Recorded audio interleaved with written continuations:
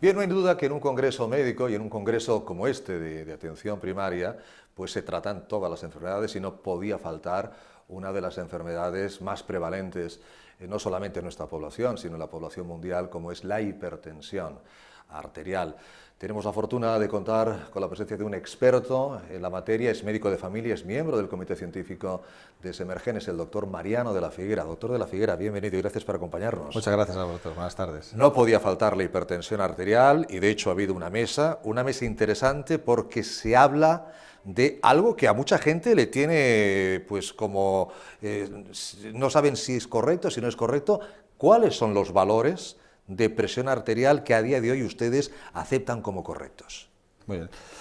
Bueno, una cosa es en el diagnóstico y otra cosa es en los objetivos terapéuticos. En el diagnóstico, afortunadamente, nos seguimos moviendo en las cifras de 140 y 90 para considerar a una persona hipertensa. Y quizá donde ha variado las cosas, afortunadamente también, porque eso simplifica mucho nuestra actitud, es en los objetivos terapéuticos.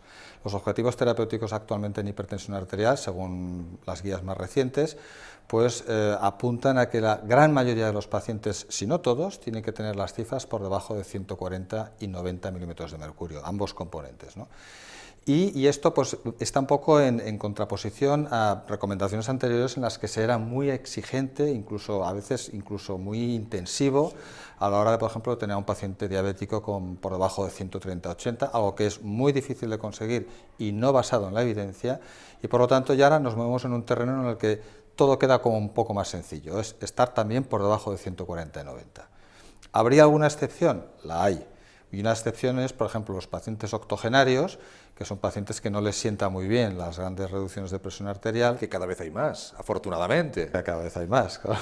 Esperemos que lleguemos en buen estado. Y nonagenarios también. Exacto. Pues una de los objetivos actualmente de las guías es que estos pacientes, sus cifras de presión arterial sistólica, si están por debajo de 150 milímetros de mercurio, sobre todo si el punto de partida es 180 o 190, pues puede ser un objetivo razonable que evita muchas de las complicaciones de la hipertensión arterial relacionadas con las cifras de presión, pero también descensos excesivos también evita que estos pacientes se caigan, sufran hipotensiones, mareos, etc.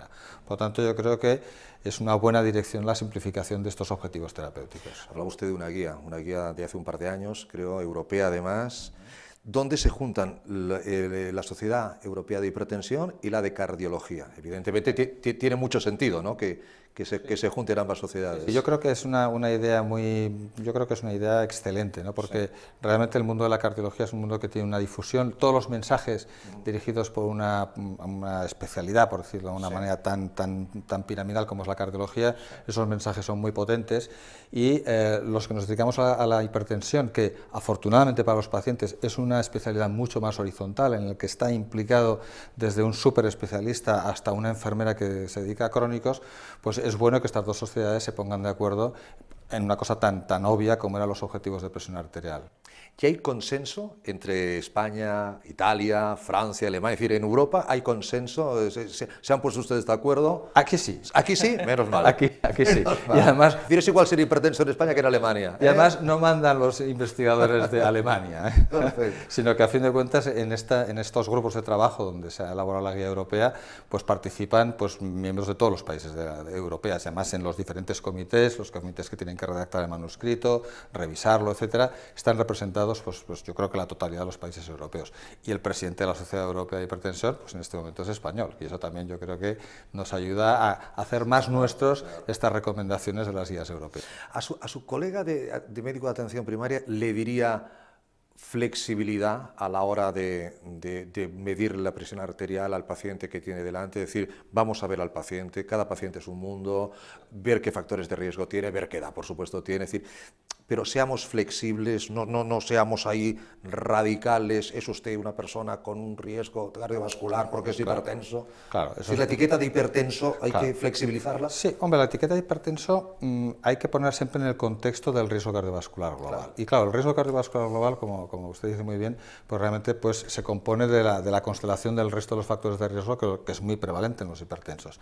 Pero luego, para entendernos en el mundo científico, pues ya nos va bien, de alguna forma, establecer unas líneas, que sabemos que son arbitrarias, pero lo que sí que esto nos ayuda a que los mensajes a la hora de trasladarlos al paciente o a nuestros propios compañeros sean más claros. Pero sin duda, el ejemplo, por ejemplo, de la guía europea es esta división de los pacientes octogenarios del resto de la población. Yo creo que es importante porque, por supuesto, en estos pacientes los niveles de diagnóstico de hipertensión pueden ser diferentes y los niveles de control de presión arterial también.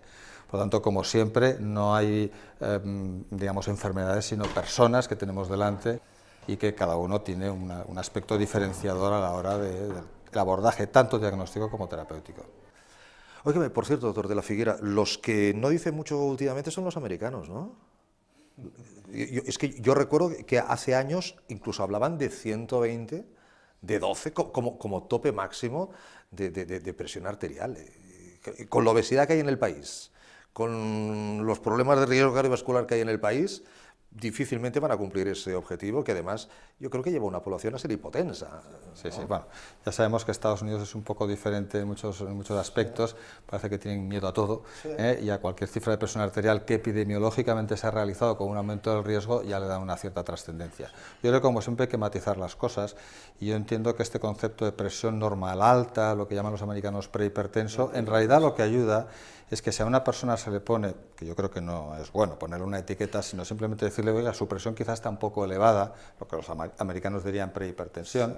Estos pacientes simplemente con cambios de estilos de vida, con una pérdida razonable de peso, tampoco hay que estar como un pincel, claro, y con ejercicio físico pues practicado y con la dieta mediterránea tan en boga en este momento, yo creo que puede ayudar a evitar que ese paciente eleve sus cifras de presión arterial. Ahora, la pregunta, ¿qué ocurre con los americanos?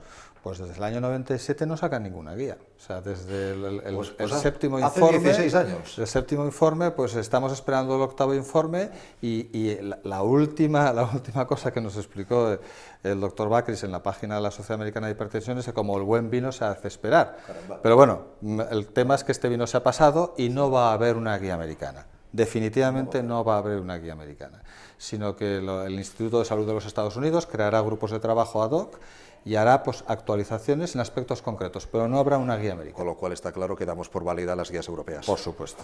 Absolutamente. Termino, don Mariano.